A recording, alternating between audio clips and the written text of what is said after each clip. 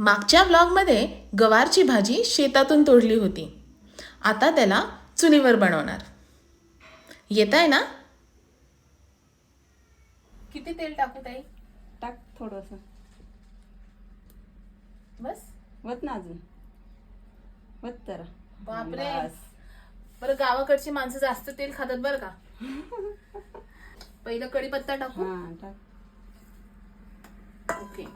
आता एक एक चम्मच मसाले. हळद टाकायची अगोदर. ओके. नंतर गवार टाकायची. बरं. हां बस. अर्धा चम्मच हळद. नंतर मसाला टाकायचा गवार टाकल्यानंतर. गवारी टाकल्यानंतर. हां गवार टाकायच्या अगोदर.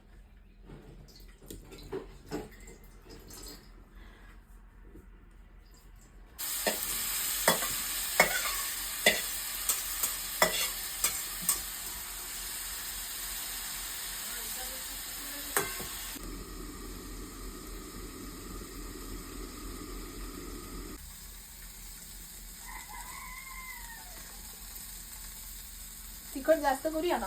हां तिखट कर ना. जी ही गोडच असते ना गवार. हो, थोडीशी गोडसर लागते. मी तर डोळ्यातून पाणी येऊस तर तिखट खाते. मला पण तिखटच आवडतं. आता कूट किती टाकू? ती वाटी आहे ना ती टाक सगळी. पूर्ण का? पूर्णच टाकून देते. शेंगदाणा पण सोलापूरकडची माणसं जास्त खातात. जास्त आवडतं आम्हाला. ओके. थोडंसं हलवून घे. पकडीनं पकड ना. हो तिथं पकड.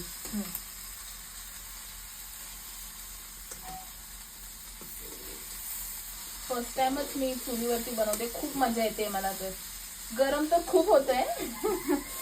सोना होतोय फुल, बट मजा येते.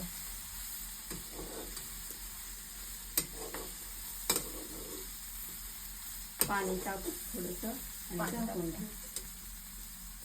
किती टाकू? हां मी सांगते. बस. ते उलटानं काढून घे बाजूला. भाजल परत गरम होतं ना. आता ह्याला आपण टाकून ठेवूया.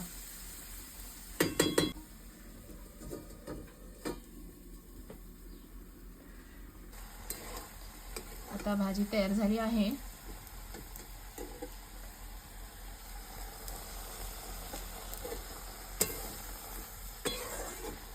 आता मस्त मस्त प्लेटमध्ये घेऊन चपाती सोबत खाणार.